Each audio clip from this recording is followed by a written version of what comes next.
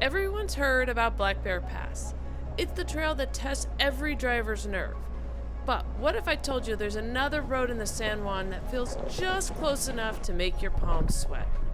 We took Corkscrew Gulch's steepest switchbacks and dropped into Alaska Basin, where the mountain itself is still moving.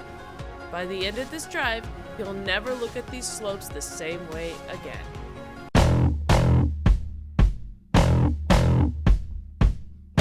We have been looking forward to driving Corkscrew Gulch all summer.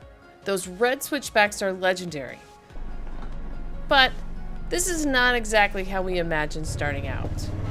5 trucks, all within 2 miles. We started to wonder, did we just pick the worst possible time to climb this mountain?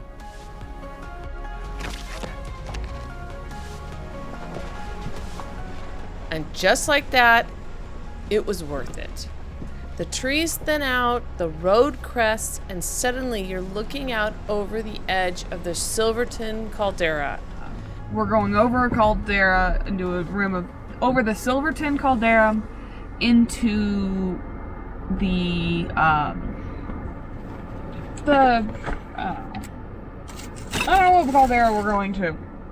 And then there's the Eureka Grabens, because there's one caldera over here, Eureka Grabens, and then there's the Lake City caldera. All of this was a giant volcano, and then millions of years ago it collapsed onto itself, leaving us with a caldera and this ring of colorful peaks we're driving on today.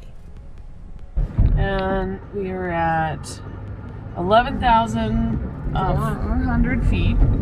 And I can feel the car behaves differently, and that it's got a loss of power.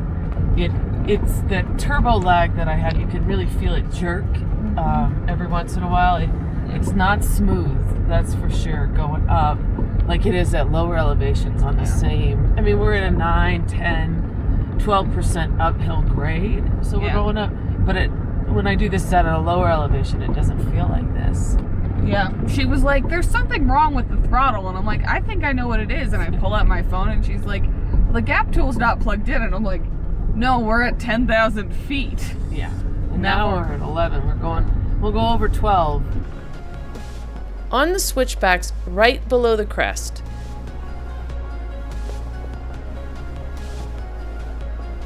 every corner demands your full attention.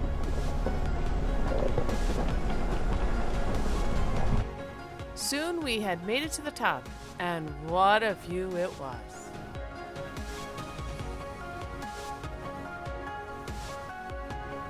We pulled over for lunch and a deep breath. The view was incredible. The wind, not so much. Grace and I lasted about 30 seconds before retreating to the car and declaring the windshield our official dining room window. And here we come upon the first Alpine Loop sign. Always a good sight. We've got plans to drive the whole thing before we're done exploring the San Juans. We took off from lunch, and then out of the dust came another rover. A Discovery 1 to be exact. And of course, we had mutual friends. Land Rover people always seem to find each other on top of a mountain. After saying goodbye to our new Land Rover friend, we began the descent into Alaska Basin and instantly realized this trail had a few more surprises in store. The turns down here are tighter, steeper, and a whole lot sketchier than anything on Corkscrew. I was having Black Bear flashbacks.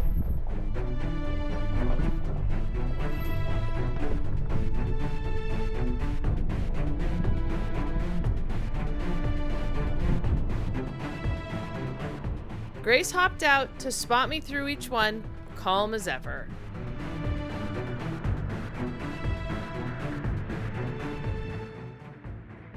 You cannot go forward. If you go forward anymore, you'll scratch your bumper. No, go back. Go back, you're good now.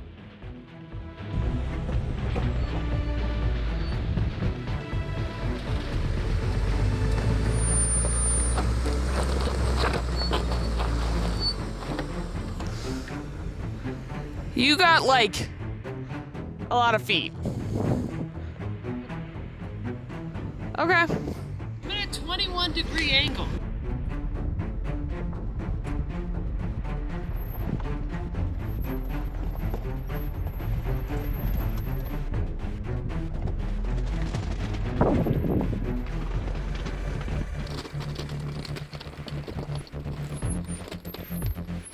The next few turns were not that bad at all.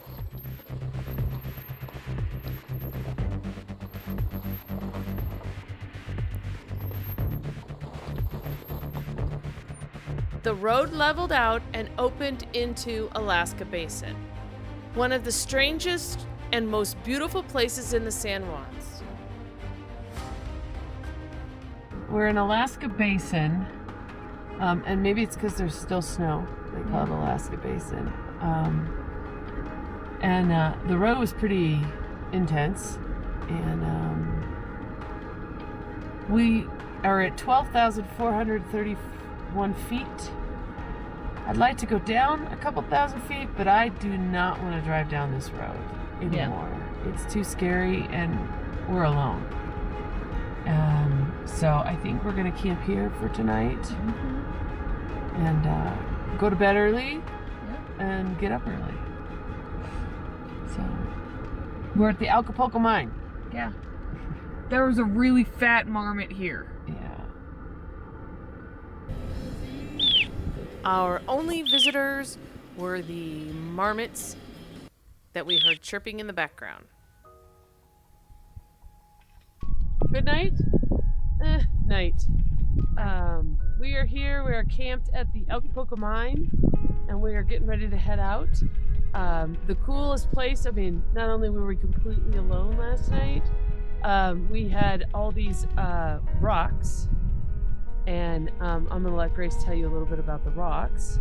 And then, and we have our great negotiation of how many rocks we're bringing home with us, because of course that's always an issue. But. And if my dad was here, he would roll his eyes and help us with the rocks. That's right. That's right. Yeah. The rocks are they clearly was a quartz vein here and when the quartz forms, it brings in other minerals as well. So things like lead and copper and gold and silver, minerals you want to mine. And so there are some little bits of pyrite on some of these rocks, and potentially some galena as well. And there's a lot of also yellow color to bits of the rocks as well, which is sulfur, and you can smell it. Yeah. So.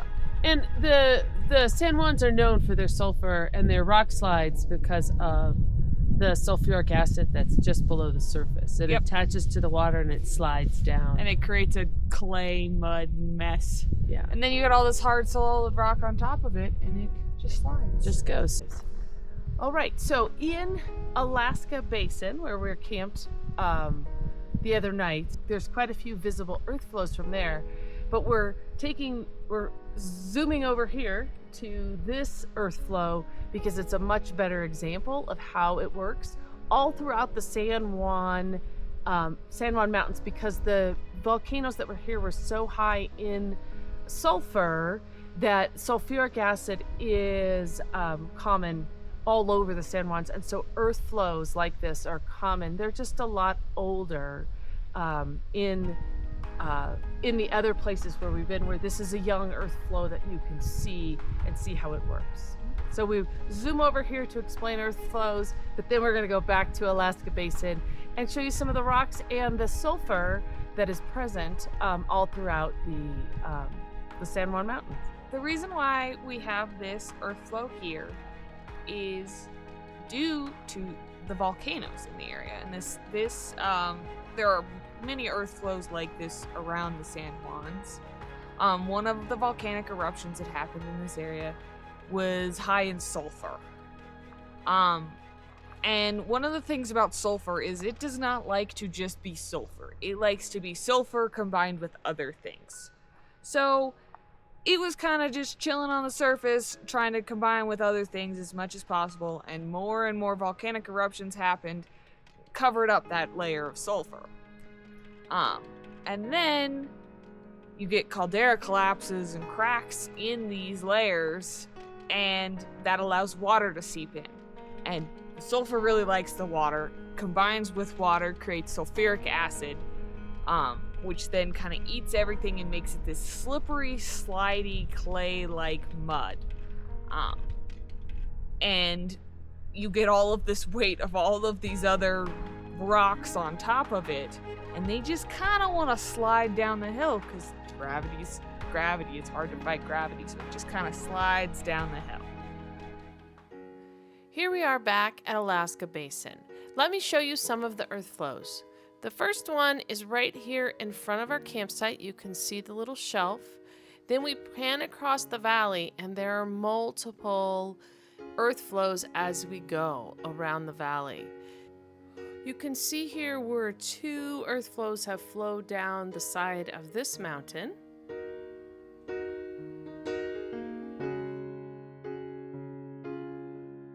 You can see how this earth flow started all the way at the top of the mountain and slid all the way down. It is quite large, similar to the earth flow that Grace showed you earlier.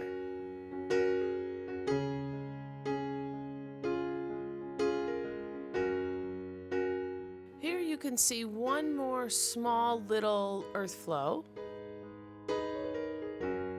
Then there are these 2, which it's hard to tell from across the valley if they're an earth flow or it's just a collapse from an avalanche. Once you know what to look for, you start to see earth flows everywhere in the San Juans. The land never stops moving, and neither do we.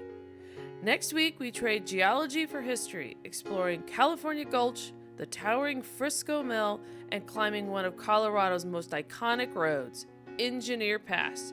Join us for another day where every trail tells a story.